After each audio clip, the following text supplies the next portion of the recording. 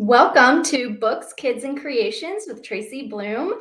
And I am here today with Geoff Rodkey, who is an amazing author, screenwriter, and a very well-known person in the writing community. And I'm here with him today a little bit to talk about some of the work that he's put out recently among some of his very popular titles and screenplays. So, Geoff, welcome to the show.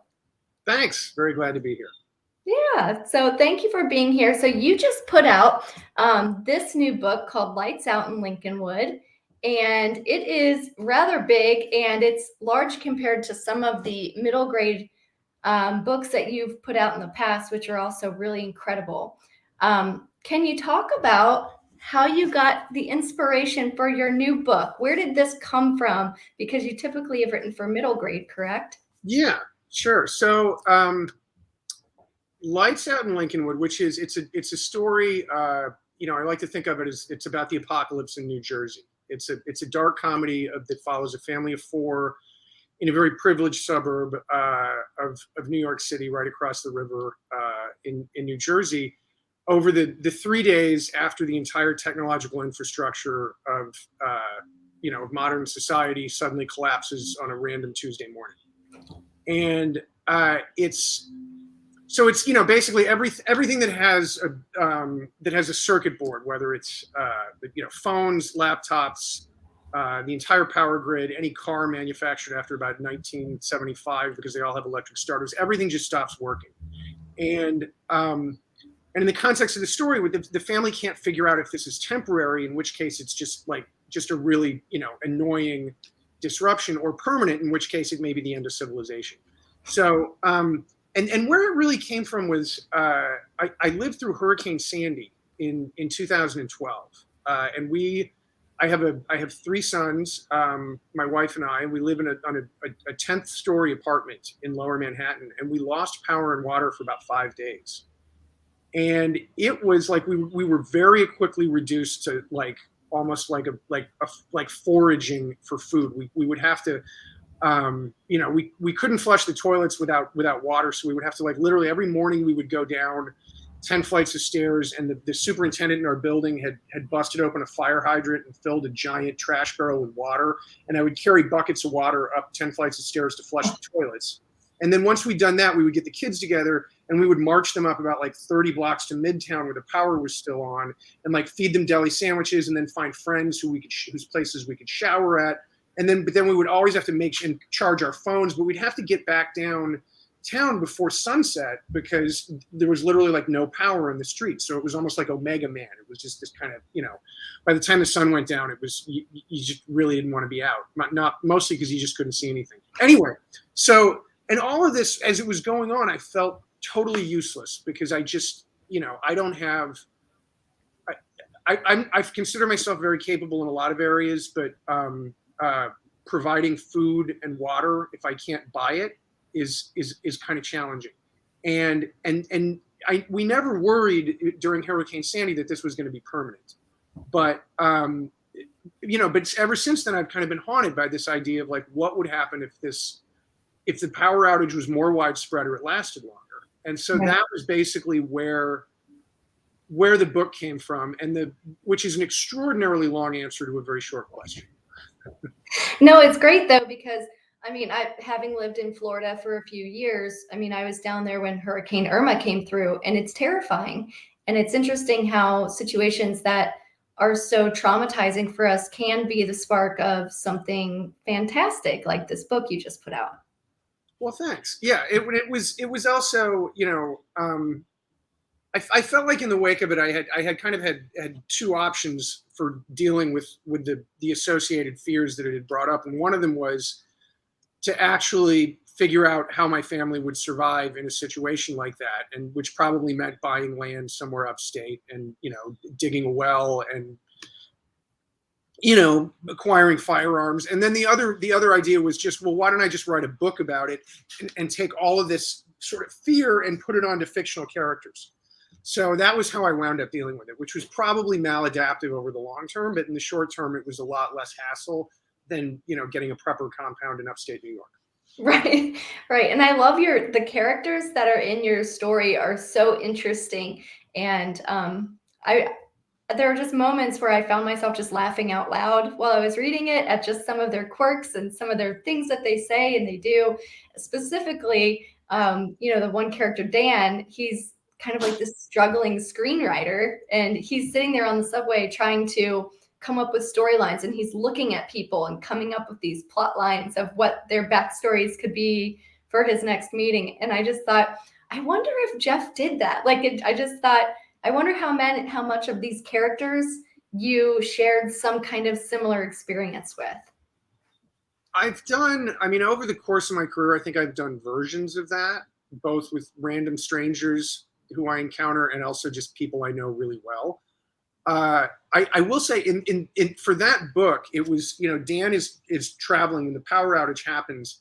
He's on a New Jersey Transit commuter train coming into from suburban New Jersey into New York City. And I actually, as part of the research for the book, I wrote that line about 3 times during rush hour during the same period of time he would have done it. And I'm pretty sure almost all, if maybe all of the characters in the book were actual people I had seen on that line. So that was one of those. It's always easier to just observe something in reality and write it down than to completely make something up out of whole cloth. So a lot of those characters were just, they're people who were riding the New Jersey Transit rail on the same day I was. Yeah. Huh, that's interesting. And I was going to ask about your inspiration too. I mean, because as a writer, I'm sure you've been writing for a really long time. So when did you first start realizing your passion for writing, and how has that evolved into what it is now? It kind of started about sophomore year of high school, because I started writing for my high school newspaper. And at first I wrote the same articles everybody writes for their school paper, which is like articles about scholarships that are so boring that even the kid who won the scholarship doesn't want to read the article. But the thing about a high school newspaper is there's almost never enough news in your average high school to fill the paper. So there was, we were constantly having struggling just to fill the space. And one month, just to kind of fill up, empty space on the editorial page, I wrote this article, and the premise of it was basically do you ever watch Looney Tunes cartoons? Yes. Yeah. So it was like Roadrunner and Coyote. Yes. So the premise of this article was, what if the coyote actually caught the Roadrunner? And so I wrote the article. It was just to fill space, and I thought it was funny, and other kids did too. And kids came up to me in the hallway the day the newspaper came out, and they were like, "Hey, that thing you wrote about the Roadrunner, that was really funny." And I did not to that point in my life get a whole lot of positive feedback from my peers, and so the idea that I could create something, I could put it out in the world, and other people would like it, and then would give me the feedback that they enjoyed it, was that was the life-changing thing. And so I think some people get involved in writing because they're trying to, it's about self-expression, or it's about figuring something out in the world. And for me, it was just this kind of the good news, bad news. It was a little bit of I just wanted to have that feeling of getting patted on the head and told the thing that I wrote was good. And it was a powerful enough kind of, feeling that I've been doing it for 35 years. Wow. That's basically where it started. And so with some of your early work, have you ever gone back and rewrote anything that you wrote, when you first got started, or revisited anything like that?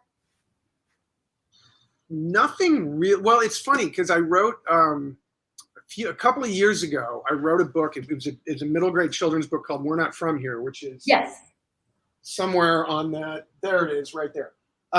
And it was about a family of humans who immigrate to an alien planet after Earth has been destroyed. And the problem they have is that they get to the planet and the aliens have changed their mind about opening their society to a species that just destroyed its own planet, right? But it starts out, they're in sort of the equivalent of a refugee camp on Mars. And after that came out, one of the kids who I grew up with was like, "Hey, did you just rip off that thing we wrote in 5th grade?" And I remembered we had written in 5th grade, we wrote like me and like 2 or 3 other kids, we wrote a play together about like, it was about a mission to Mars, and this like these, this spaceship crew goes to Mars, and they run into these aliens there. And I had like I'd forgotten about that. And I was like, oh my God, I'm just like ripping myself off from 30 years ago. Other than that, I don't really go back and revisit stuff that, I mean, there, except for like failed, I'm actually writing a novel right now that is kind of grew up from the ashes of a failed partial novel from about 4 or 5 years ago. So I'll do that occasionally, but like once if I've actually finished something, I don't usually go back and look at it again. Yeah. And you've also written many screenplays as well, and well-known movies, Daddy Daycare, RV. How did you make the transition from writing? Was it books first and then into screenplays, or have you always kind of dabbled in both? No, it was screenplays first and then books. What happened was what I really wanted to be was like a political satirist. Like when I was writing stuff for my school newspaper in high school, this was the mid 1980s, and there was a writer in Rolling Stone magazine named P.J. O'Rourke, who would write about things like,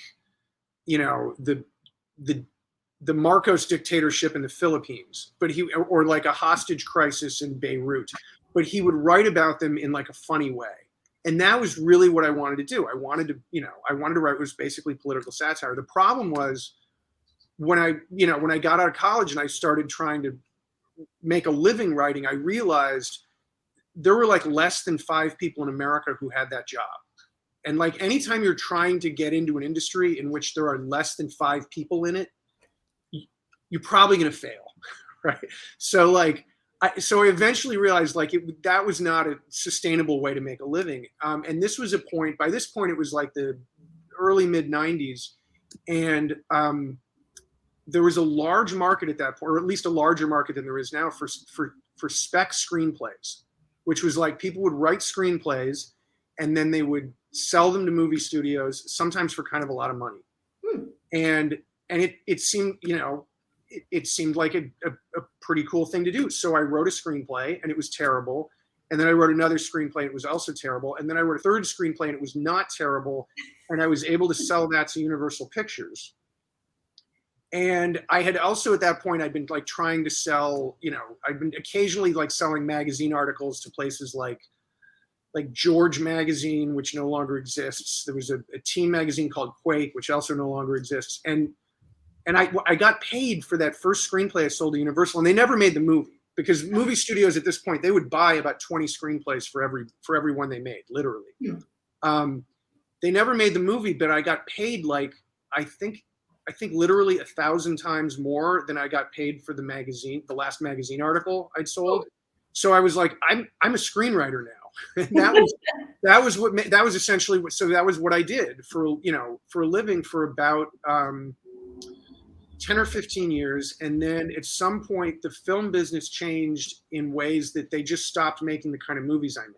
So a movie like Daddy Daycare or RV, which are, PG movies that you could bring the entire family to, they just stopped getting made. And they just stopped being a thing. And so I was like, I kind of still need to make a living. Like at this point, I had 3 kids, and they eat a lot, right? So it was just like I needed money for food, so I had to keep writing something. And writing screenplays seemed like it wasn't going to keep working out. So I was like, well, I'd love to write a book because I'd never written a book. But I'd always wanted to write a book, and I used to think of myself like when I was back when I started wanting to be a writer, I thought I would write books, and they would be for adults. And I never did it because I just sort of got sidetracked into other things. And so I remember I kind of went to Barnes and Noble and I was like, well, what kind of book would I write that people would actually want to buy? And, and I'm a comedy writer, right? And I looked around Barnes and Noble, and the only place there were a lot of like funny books was in the children's section. It's actually really hard to get adults to read comedy. And comedy in novels doesn't necessarily always work that well. And even when it does, there isn't that big an audience for it. But like the middle grade kids section was like full of comedy. And so I was like, okay, that's probably, and also at that point I had kids who were all about, they were all in that 8 to 12-year-old age range.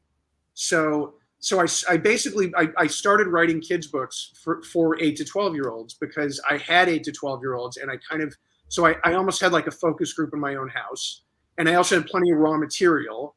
And that was what I wound up doing for about 10 years until my kids got old enough that they're all sort of, the youngest one is 16. So they've kind of aged out of it completely. And I don't have any interaction with that age group, which is a big part of the reason I wound up writing Lights Out in Lincolnwood. Because, I mean, not only had I always wanted to write for adults and I'd never really done it, I also was kind of, creatively, I felt like I'd said everything I needed to say to the kind of middle grade audience, or almost everything. I'm writing one more middle grade kids book.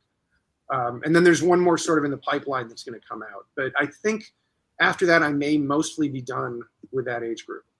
Huh. Yeah. Well, I'm sure you feel like you have a little bit more freedom with writing for adults. I would think, as far as the vocabulary and things you're allowed to say, and scenarios and violence and that type of thing. It's much easier in that respect. Like there's, writing, like I feel like I'm writing more in my natural voice when I'm writing for adults. Like when I'm writing a kid's book, I'm almost always, like, as I go along, and then sometimes I'll go through and just take an entire pass through a manuscript that's literally just this sort of sentence structure and vocabulary pass, where I will take like compound sentences with dependent clauses and I'll just make them simple sentences, or I'll take out, if it's a word that a lot of kids aren't going to know, I'll take that, I'll replace it with simpler words. And it's sort of, so it's always been kind of a little bit limiting in that respect. I will say though, otherwise, there are constraints for any category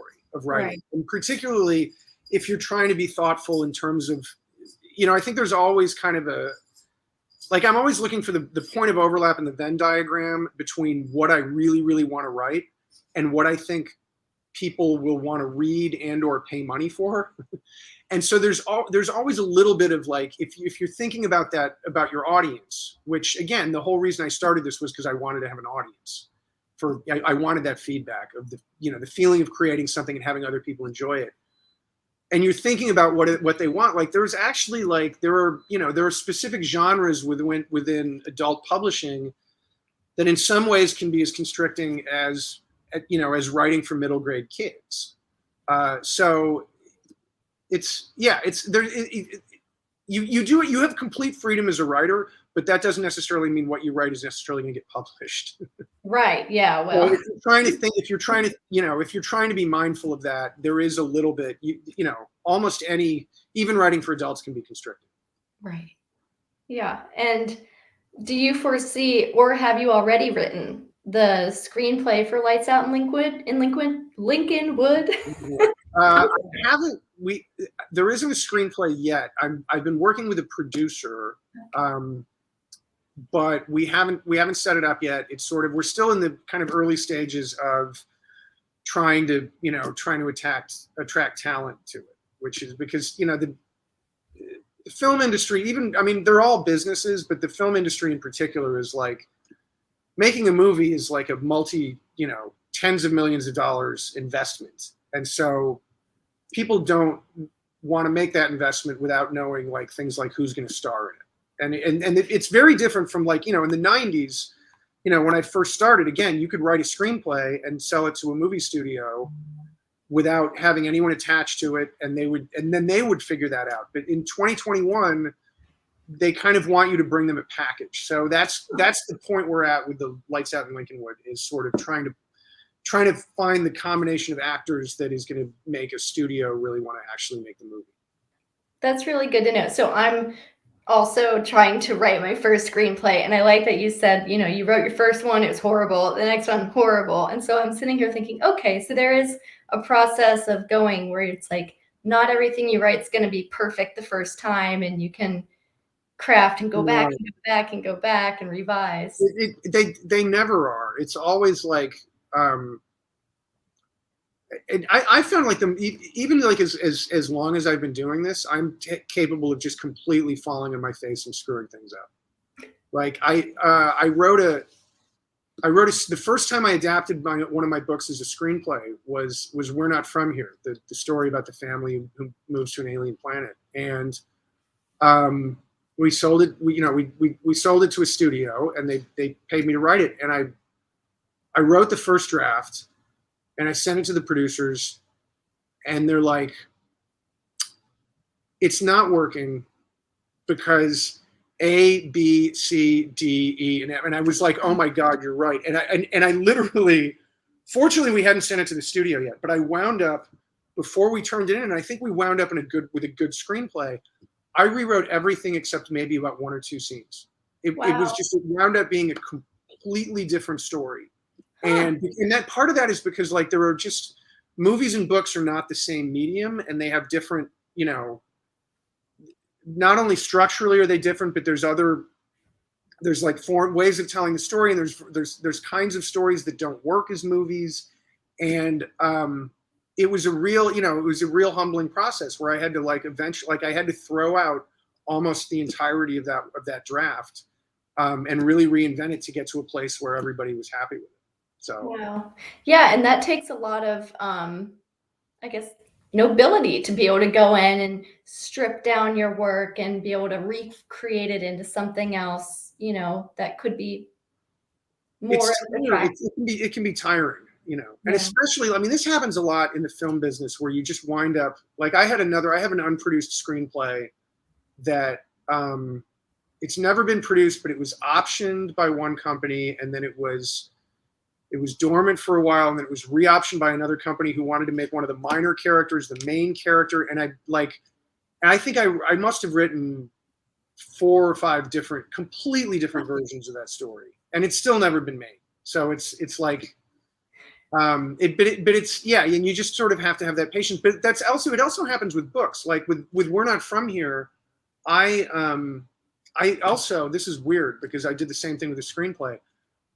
I sold a manuscript to the publisher, and then I let it sit for about 6 months. It had a very long lead time on it. And then I went back and I looked at it again, and I was like, "Oh my God, this is terrible." And I rewrote about 90% of that. So I threw out like 90% of the manuscript that the editor had even acquired, and wrote a completely different version of it. So it's just, I wish I could, like, writing is not the kind of thing where if you do it long enough, you eventually, like, I mean, you get to a point where there are certain major pitfalls that you can avoid, but you still, it's not a batting 1,000 kind of a job. You're always screwing up. And the best you can hope for is that you're working with people, and that you have people in your life who can point out to you when something's screwed up. Right. Because I can usually, if somebody tells me what's wrong, and I sit and, like, usually my first reaction if somebody tells me something's wrong is to be like, "No, it's not." But if I think about it for a little while, usually I get to a place where if it's valid criticism, I'm like, "You're right, and I need to change that." And that's just the writing process. Yeah, that's funny. Well, I was at the end of the book here, there's a whole page or two actually of credits of people you thanked for helping you all the way through it. And I thought, wow, it took, almost, the takes a village standpoint, but you had, editors and people that you went to for information on water systems and, the water research maps and yeah. Yeah, there was a lot of research, and then there were a lot of early readers too. I think I gave it to about half a dozen people for feedback, and it was really helpful. There were things, that I never would have seen or spotted that were invaluable. Yeah, that's always helpful, and I think constructive criticism is always helpful too. So I always have that knee-jerk reaction to, like, no, it's not. No, it's, you're wrong, but no, it's incredibly important. Like being able to because I can't always see the flaws in my own work, but being able to kind of, if somebody else points them out, internalize them, and then keep doing the work to try to make something better is, like, I think that really separates, people who have shorter careers from people who have longer careers in some respect. Yeah. So have you had a lot of feedback on the book so far? Because there's a lot of similarities between, last year with the pandemic and everything. But and you wrote this before the pandemic because you're inspired by your experience with Sandy. But have you had some feedback from people saying, "Whoa, this is very similar to what we experienced," or? There have been people who found it like a little too real and needed to kind of stop reading. But it did get weird because I wrote it in 2019, and we sold it right at the beginning of the pandemic. And so I did do one more draft post pandemic, but it was like, there's a point in the book where the Whole Foods gets looted, and I live in downtown Manhattan, and when the George Floyd protests started, there was some, and those were, they were largely peaceful protests, which, my kids and I both participated in, but like, there was also in the first few days, there was some looting literally like 2 blocks away. Like, where the first couple of nights, like there was one night we're watching CNN, and there was like a police car burning 2 blocks from us. And that was a little weird, but I was like, okay, so this is it's a little close to the book. It's not that close. And then like, I don't know if you remember, like in August, there was that thing in July or August, there's that thing in St. Louis where the couple was out in their lawn when he had an assault rifle. Yes. Yeah. And that was I saw the images of that, and I'm like, that's super on the nose, because there's a point at which an assault rifle comes out in a suburban context in my book too. And then this winter, there were the Texas water and power outages during that big cold snap, and I was like, this is really on the nose. Maybe so you're psychic. Yeah, well, it was almost like the plot was turning into a current events bingo card. It was a little unsettling. Yeah. Maybe you're tapping into something when you're writing. I really hope not. I don't believe I have that much power, and God help us if I do. Yeah. And there was a line in there in your book where someone says, "You think the Democrats are responsible?" And I just thought, whoa, okay, so that's also kind of close to how everything's been so polarized. That was the one sentence of politics that creeped into the whole thing. Yeah. I was otherwise very, I really did my best to make it, to keep, any political discussion out of it. And that was the one aside, in 550 pages where I couldn't resist making that joke. And I like that you did make the point that, books can't be the same way as screenplays. So as I was reading this thing, I'm going, this is 550 pages. How would he turn this into a movie?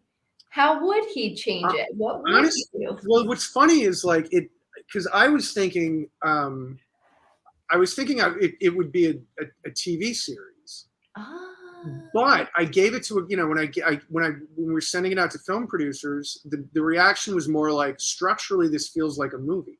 And I do think, for as long as it is, there's a great deal of like there's a lot of internal monologue going on. There's a lot of stuff that would never appear in a film, that would just be backstory. And I think actually, if you strip it all down, to me, it's a relative. I mean, I say this, I'll write a screenplay and I'll have to throw out the thing again.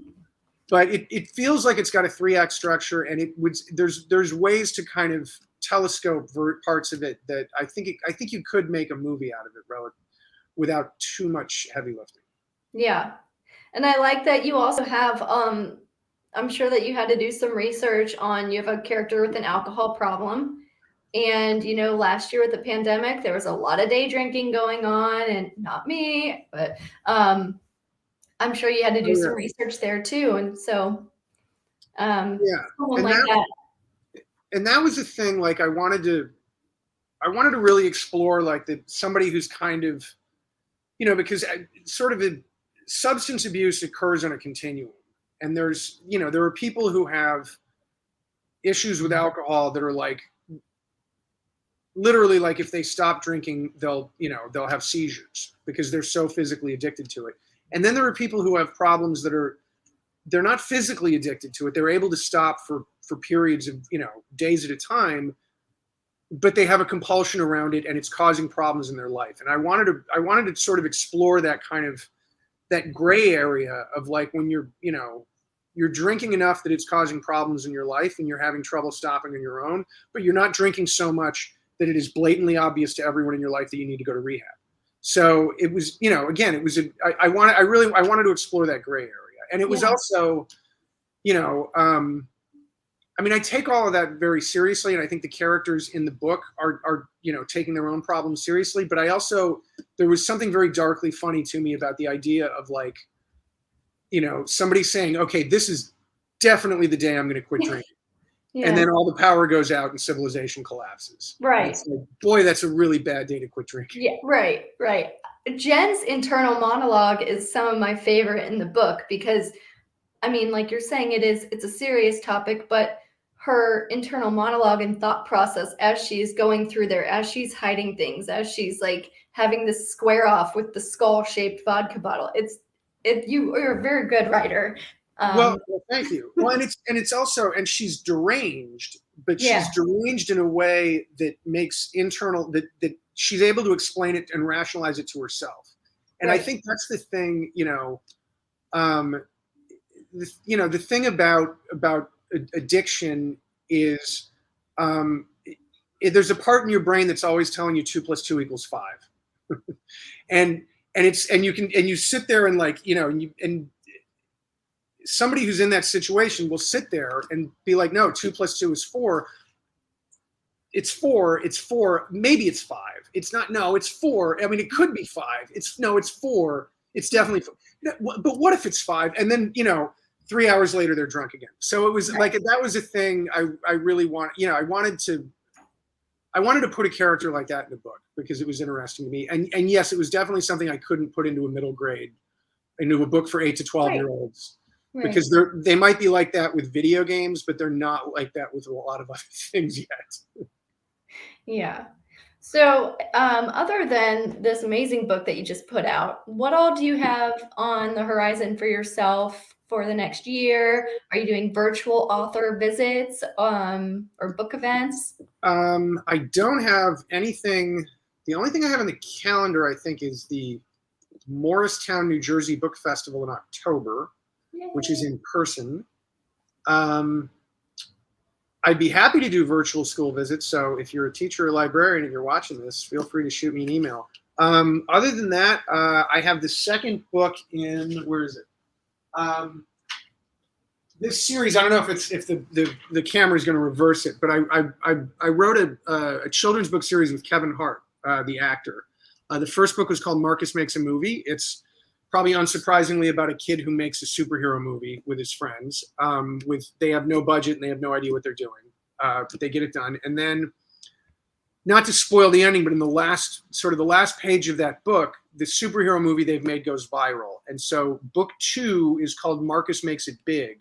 It's about everything that happens with Marcus and his friends after their superhero movie, gets viewed by like millions of people in the space of a couple of days.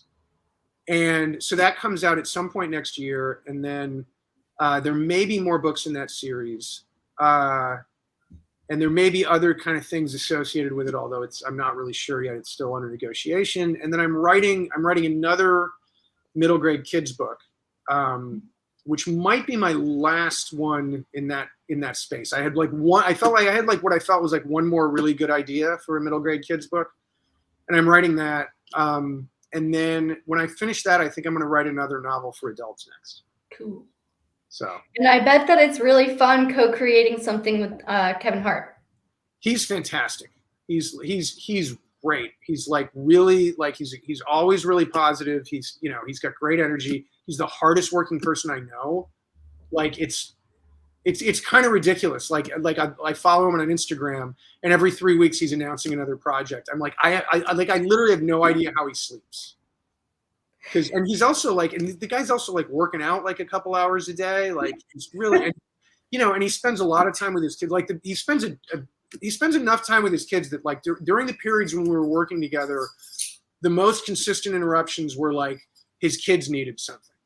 And he was constantly like getting on the phone and FaceTiming with them. And so he's like, I literally like, I have no idea how he manages all of it. Yeah. But he's been fantastic. It's been a really fun process working with him. Yeah, I bet he's high energy and full of ideas. And You guys probably have a great time bouncing things off of each other, and Yes, what a cool great. pairing. Well, that's awesome. Well, I thank you very much for being here today, and I hope that our listeners enjoyed our chat. And for those of you interested in picking up this book, they can get it on, well, basically just about anywhere where you can buy a book. Amazon, Barnes and Noble. Ooh, look at us.